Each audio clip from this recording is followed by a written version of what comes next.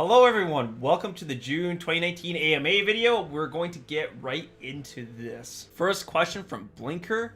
How long do your recap videos take to make? Typically speaking, for a recap video, take the length of the stream and then multiply it by about 2. And that's how long it takes me to make the highlight video. So for example, if you have a GSL stream that's like 3 hours long, it would take me about 6 hours, give or take, to make the video for that stream. And that's the rough guideline. There are exceptions, but for the most part, that's how long it takes me to make the videos. Next question is from Casey Gorish. What is the name of the jazzy tune that you used at the first half of your May 2019 AMA video? That was the Ryu theme done by the Consouls. The Consouls do jazz covers of video game tracks.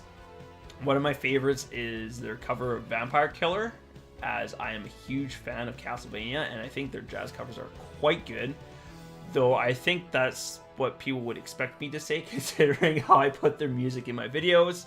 I will post a comment with the link to their channel and to the song in this video, so just look for my comment and I'll post that information there. And if not, please do remind me, but they are quite good. I like them a lot. Second question from Casey. What is your opinion on the health of the StarCraft 2 esports scene currently? Many consider it to be in a revival / renaissance, with the viewership numbers up in the past 18 months or so, and the Cyril storyline certainly helps. But do you have any thoughts on that? I think if I'm reading the timelines right, you were there when the viewership dipped heavily some years ago as well. So my short answer would be that I think the StarCraft 2 esports scene is doing well, but I have some questions about the future. For the Cyril storyline, I think that certainly helped the growth of the StarCraft 2 esports scene, because it was basically an upset where we had a non-Korean take out Koreans, which was new and exciting for a lot of people, especially considering how historically Koreans have always been the dominant players in StarCraft. So when you have a non-Korean come in and win a lot of tournaments, take a BlizzCon for the first time in I think 20 years, and then people are, it's like making history, right? So you're gonna get people interested in that, and I think that helps. Other things I think that have been helpful for the scene is that I think that Legacy in the Void is in a really good spot right now. The game is just a lot of fun to play. I've been having the most fun with StarCraft now that I ever have been throughout Wings of Liberty, Harvest Swarm, and Legacy of the Void. Viewership numbers are going up. I think that's pretty self-explanatory, but I think that's more of a result of everything else. It is free to play, so if someone is curious about StarCraft 2, it's very accessible in that sense that they can just go and try it. I think that helps. I think a lot of the talent is good as well, or at the very least, a lot of the talent has been here for quite a number of times. So they have a lot of experience, which I also think that helps as well. The community, I think, is pretty mature compared to other esports communities, and I don't know if that necessarily helps this esports scene that much, but I think it could, in the sense that means more viewers have disposable income that they can use to support, say, war chests or these other things. But on a personal level, I just like it too, because I would rather deal with commenters on my videos being from the age range of 25 to 34 than, say, 14 to 18. No offense to the younger people, but I think the older audience is more pleasant to be around. And this is just anecdotal personal experience. So I think those things are going good for StarCraft right now. What makes me wonder about the future of it is some of the things that Activision / Blizzard's been doing lately, because I think as a company they've changed a fair bit. If Mike Morhaime was still the CEO of Blizzard, I would say that we're probably going to continue on this trend for some time, and we still might, but seeing how he's not the CEO anymore, I have a lot more questions about what's going to happen in the future. For example, if someone told me that in 2020 we wouldn't have any GSLs or WCSs, I actually wouldn't be that surprised. I don't think that's going to be the case, but given some of the things that Activision / Blizzard has done, I wouldn't put it past them. And I'm not trying to vilify them, but I think their interests are mostly in doing what's profitable. And I think by extension, that means they want to try and focus on the Overwatch League as much as possible. And StarCraft is pretty small, so StarCraft's not going to be as profitable as, say, Overwatch or other esports titles. So for that reason, I think it wouldn't surprise me that much that they stop funding it or doing sponsorships.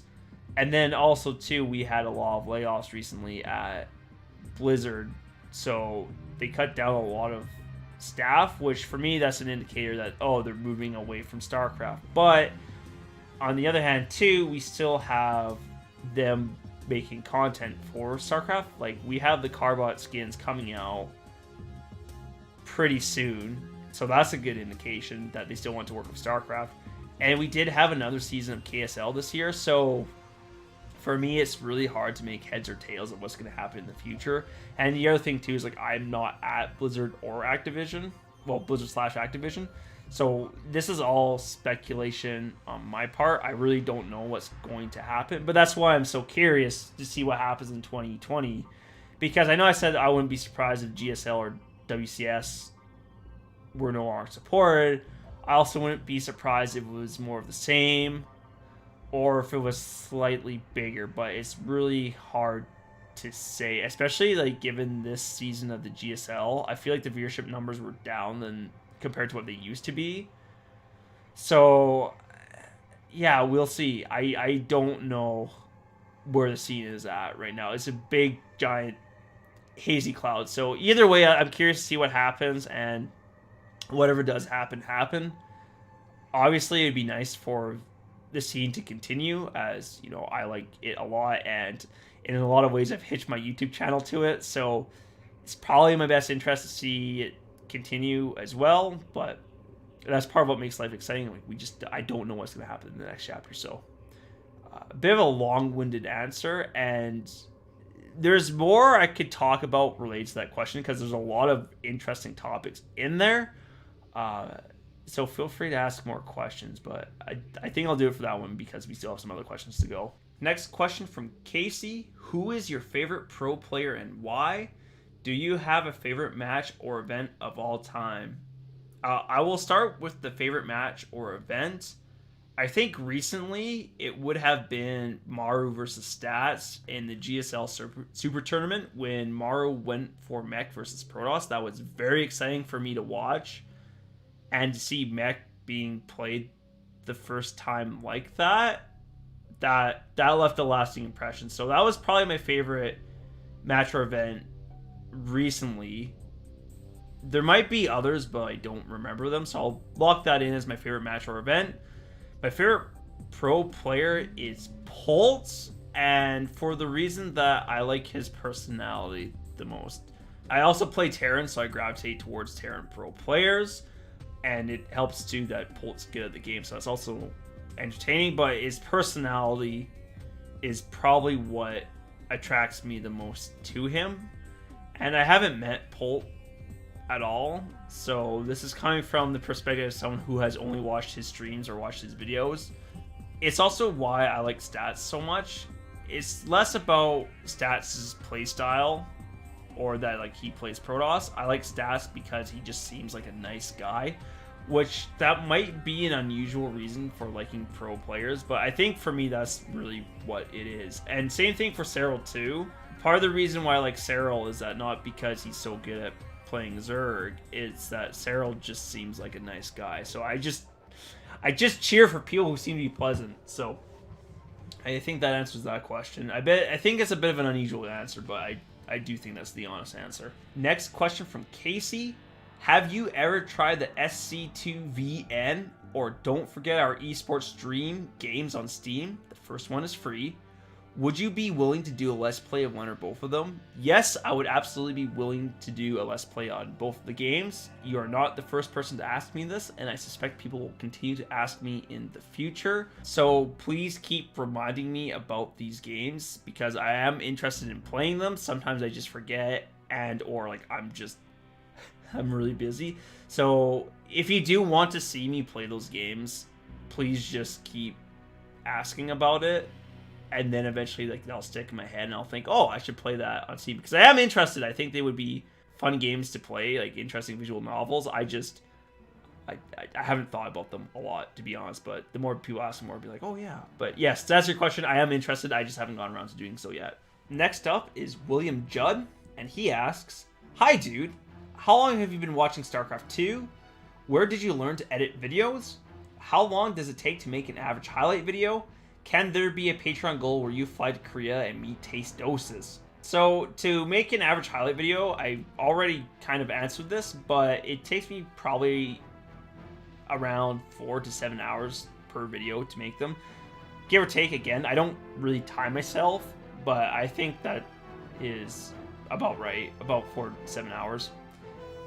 Can there be a Patreon goal where you fly to Korea and meet Taste Doses? So currently I have ideas about going to Korea in 2020 and trying to catch some of the events there live. As for if I'll make that a Patreon goal, I'm not sure. Part of me likes it as a goal because that's very in line with what I do, but what I don't like about it is that I can't guarantee that I would be able to see Taste Doses if I make it out to Korea. And what I mean by that is if I go to, say, the GSL or something, I could go there, and I know they're pretty good about meeting people, but if I go there and, say, Tasteless is on vacation, then I wouldn't be able to meet him. So that's not necessarily something I could guarantee. And for a Patreon goal, I would want to make it something that I could more or less guarantee it to the best of my ability. And for that, I might not be able to. And I do have plans to go. Well, not plans, but I have been thinking about it. I'm waiting to see what the lay of the land is for next year before I commit to any plans, but I definitely have had that thought in my mind, because I think it would be really cool to go down to Korea and see those guys. I would have to see. The idea is in my head, but there's my answer. How long have you been watching StarCraft 2? I've been watching on and off since the beginning. So before I started doing highlight videos, I knew of the esports scene, but I didn't really watch it. I'd watch some games every now and then, and I had a rough understanding of the pro players and like who they were. But it wasn't until February 2018 when I started really getting into, say, the GSL/ASL, KSL, what have you, because that's when I started doing the highlight videos. And since I made the highlight videos, I just, by definition, I started watching all the streams. So then I became a lot more educated in the pro scene. So I would say it would be about February 2018 when I started watching hardcore, but I've been here since 2010 as a very, very casual fan. Whereas now I would say I'm definitely in the thick of things. And then the final question, where did you learn to edit videos? I was self-taught. I just decided one day that I should learn how to edit videos because I think that would be a good skill for me and that would help me grow my channel. So I downloaded a video editing software. I think Lightworks was the one I first started with. And I went in there. I started playing around with it and taught myself how to use it. And I want to say that it wasn't that hard of a process for me to learn the software because I do have a background in computer science. So learning new software is in the ballpark of what I do anyway. So it was a pretty natural process, though. Things to learn about video editing, say framing the shot, masking, all these other things, that has been a learning experience. And I think for me, there's a lot more room to grow and learn there. It's one thing to know how to operate the software, but then it's another thing to know how to make a good highlight video. And that's something I think I need to maybe not necessarily work on, but I think there's a lot of room to grow because I'll watch other videos on YouTube. I actually do this a lot. I'll watch videos on YouTube and then I'll ask myself, what are they doing to make like this video look good? What techniques are they applying and how can I use those techniques for my own videos? and so on and so forth. So to answer your question, it's all self-taught.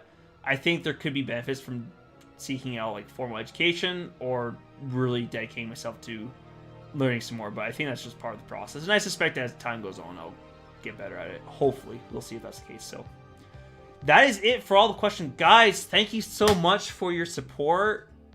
As always, it's very humbling to me that people really enjoy the content, and I'm happy that you guys watch it. It's really cool. It's really cool that you guys do that, and it makes me very happy. So again, thank you all so much for the support. Thank you for my patrons for throwing money at me so I can help support this hobby. And I think that's all I need to say. So guys, thank you again. I know I've said thank you a lot, but truly you guys are great. I really enjoy what I have here. It's very nice to have this kinds of interactions with you guys. And that's it for me. We'll see you next time. So have a good morning, afternoon, night, wherever you may be. I'm out.